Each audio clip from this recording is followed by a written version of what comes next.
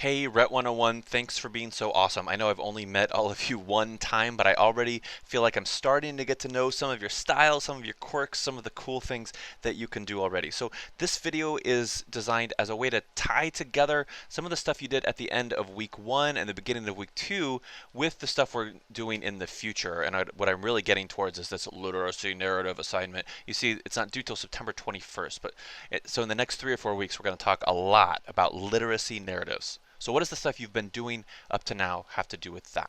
Well, first, let me praise you a little bit. Man, when you all wrote in the comment to my previous video, you all had so many awesome creative ways that you would approach these kind of tricky rhetorical situations. If I just kind of zoom through, some of you were talking about compiling a collection of stories from a multitude of different Americans. Man, how compelling is that to show how all these different backgrounds of people were affected by student loans? Some of you were also suggesting careful research. Kind of different than that previous one, right? That how this is a little bit more like emotional, gathering stories versus like, let's look at the straight up facts. But both of those matter, of course, for that context if you want to convince someone. I saw people talking about how to do the talking, whether you're telling stories or facts. For goodness sakes, let's be calm, because we all know that in certain contexts, coming across calmly is going to be more effective. There's this point here about drawing attention to how America talks to itself. So kind of like an appeal to the big picture, appeal to like who we say we are. Yes, of course that would be persuasive. Some of you got very specific with like names and specific legislation that has hurt student loans. Of course, you would want to show that you know that, show that you can pull that kind of thing together. And then again, a pull back to this, let's always be respectful, let's always present ourselves professionally and confidently. And you know, of course, that being professional and confident is the way you dress, it's the way you speak, it's the way you act, it's your tone of voice, it's all of those things together. What's cool here is that you were so able to do this without me really teaching you, you know? That was kind of a theme as you all answered these responses to Boyd, as so many of you posted in Discord. But of course, I got to see a lot more than that. When you all were posting these, there were so many creative little details that you all didn't have to share, but you knew that that was the way people write in these kinds of genres. You knew that if you're giving a eulogy, you tell these kinds of stories. You use sentences like, he was not only a proud father, but a very funny guy. You know that detective reports sounded like this because that's how detective reports sound. And again, I really loved seeing how you all filled in the details to get creative and to take it kind of past the basics of the assignment. In one of them, you know, we even see that when the lawyer got up to defend the person who was killed, or no, the person who was accused, I'm sorry, saw the story being tied to the current things that we're all talking about these days, about black men getting shot by police, and really making that part of your homework. So my point here is that you all are rocking this stuff. You're doing a great job, and you're going above and beyond.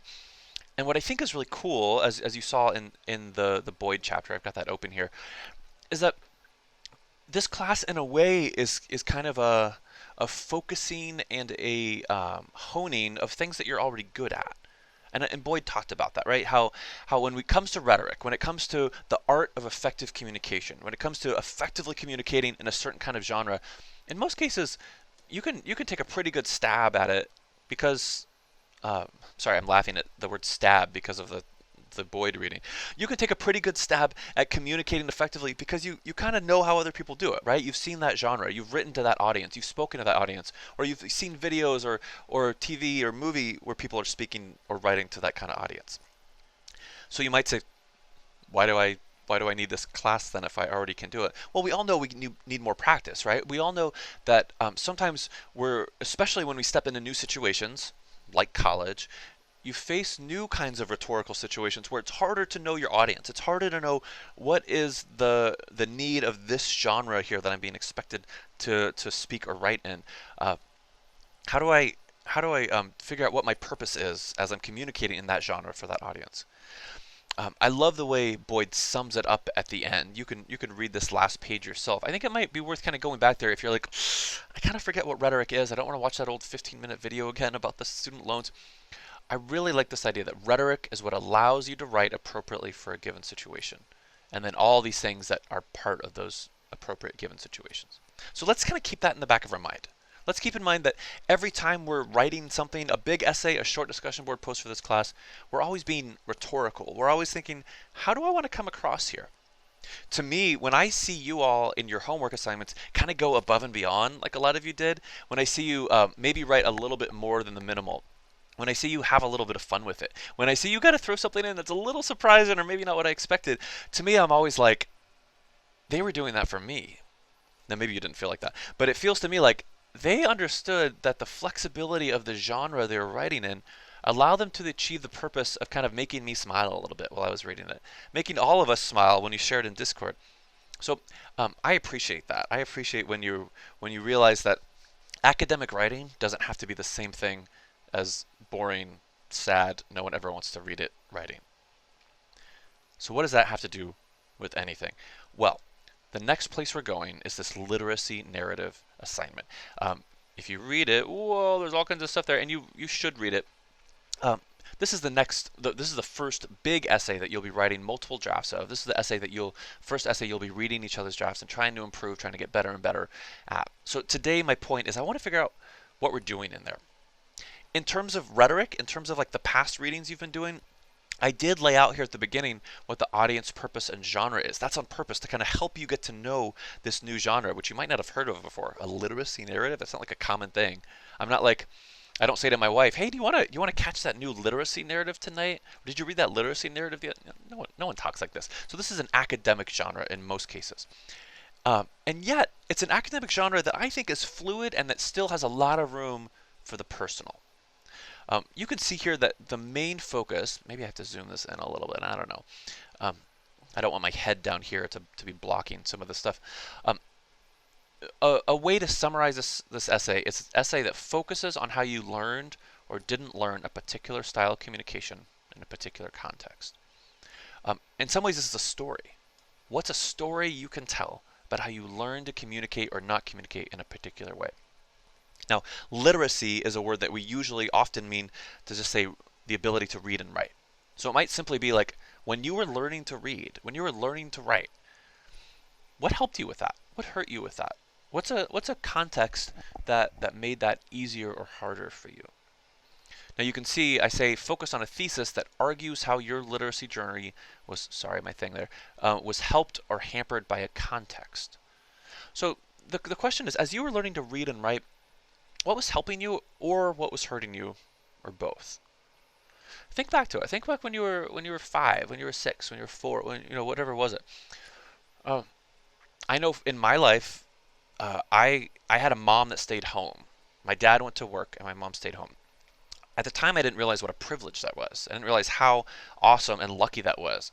So I learned to read pretty early, partly by reading with my mom, partly by watching Sesame Street, because we had the money to have a TV.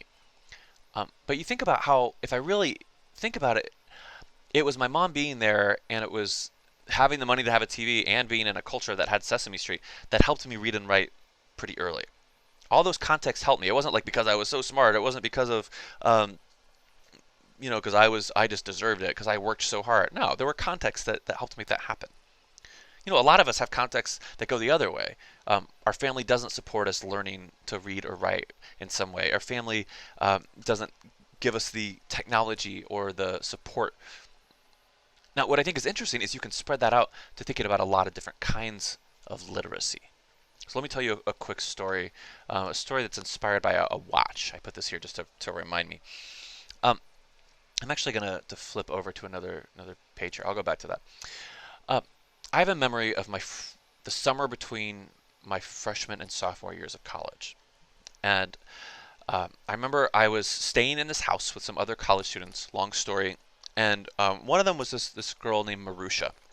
I'm still friends with. And one day she pulled me aside and she said, "Hey Kyle, can we like step outside and talk?" And I was like, "Okay, I'm like 19. We don't really do that, but okay, sure." So she took me outside and she said, "Kyle, I got to be honest with you. You really hurt my feelings earlier." That's kind of what I wrote here. That's a specific memory.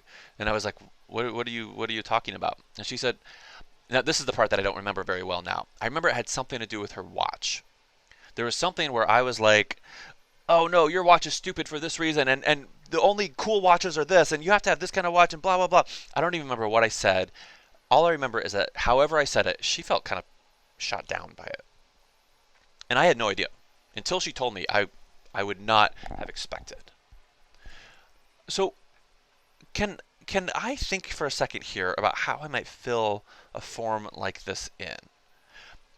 This isn't reading and writing. It's not literacy the same way I was just telling you about. Like, how did I learn to read and write from Sesame Street? But there's still, I don't know, can I call it, like, I'm going to put it in quotes because it's a little weird. We don't talk about it very much. It's almost a kind of like argument literacy. Does it make sense to call that a literacy? Since like, let me kind of go in here. Since literacy equals the ability to read and write, like any other kind of literacy, oh my goodness, I'm a bad typer, equals the ability to read and write blank, a certain kind of thing. So what this is kind of the story of is how I learned to read and write, how I learned to engage in and understand arguments in a way that didn't hurt people's feelings. This was actually like a real strong turning point for me. I really remember it. So what were the causes of that memory? Why did Marusha have to pull me aside? Why was I such a jerk? Well, I would say part of it was I had these high school friends. That was kind of how we talked. We kind of prided ourselves. Like, oh yeah, we're such badasses. We kind of talk the way we want. We don't care what people think. I know that sounds like I'm exaggerating, but we actually talked like that in high school. I think partly also I grew up in a really quiet family. My family, my parents don't disagree with you out loud. They make their disagreement known, but they don't out loud. So I would say in some ways I was rebelling against my parents' style. Do you get how those are causes, how those things led me to this event, the specific memory? So what about the effects of that memory? If we're talking causes and effects, we're talking the stuff that happened before this and the stuff that happened after it because of that. Well, I mean, I would say one effect was I made different college friends who weren't like my high school friends.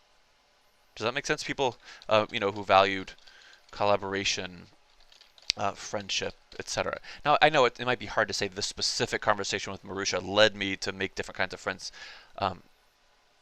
It's probably not that direct, but on the other hand, I did start making different kinds of friends after that. I really did.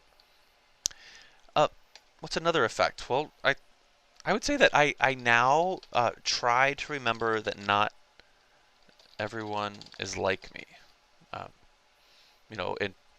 In all kinds of contexts. Again, did that specific thing do that? Well, not necessarily, but it really was a failure of me imagining her point of view. It was a failure of me getting into her shoes and seeing what things were like for her. So I know I'll go back to the assignment. I swear. Let me dig one little more thing into here. Remember I talked about context before. The contexts were like me having a mom at home and Sesame Street and a TV to help me learn to read and write words, right? So I would say there must be context to this story too. What are the things that, if I kind of go back to the assignment, the context are the things that helped or hampered my literacy, the people, technologies, location, or anything else about my identity that helped or hurt me develop it. It could be race, gender, sexuality, ability, age, religion, class, personality type, history, etc. Anything at all. So what context led me to have this confrontation with Marusha? Well, I would say it's a few things. I think part of it was my white male middle classness, which often leads people like me, especially when we're young, to kind of think that we deserve to be heard and that our ideas are the best, right? Everything in society is set up to make me feel that way. Like it's not an accident that it's white middle class men who are podcasting all the time. I say that as someone myself who podcasts, but we're like, yeah, people want to listen to us, right? Right? Okay. I would say another context was college. It was a time of life when I was just starting to try to be actually honest in my life. That was happening in other areas of my life too. We could talk about all the different ways that's kind of where I was ready to hear that from Marusha. If she had confronted me in 11th grade, I wouldn't have been ready for it. But I was that summer after my freshman year of college. I would say honestly that part of it was my faith community. I had people around me who were helping me try to be more honest about who I was. So I had mentors. I had people around me, both college students and older mentors who were helping me be a better person. And again, that was part of the context for why I was even around Marisha in the first place. And she shared the same faith that I did, and that I think gave us a little bit of common language and ability there. So I'm telling you all of this stuff. I know I'm just going on and on because I think those sorts of things are what you need to finish this assignment or to start this assignment. To understand the genre of a literacy narrative, which is a structured personal narrative, you can read all about it here. I think what you need to do is think to yourself about what is a literacy that you might want to share?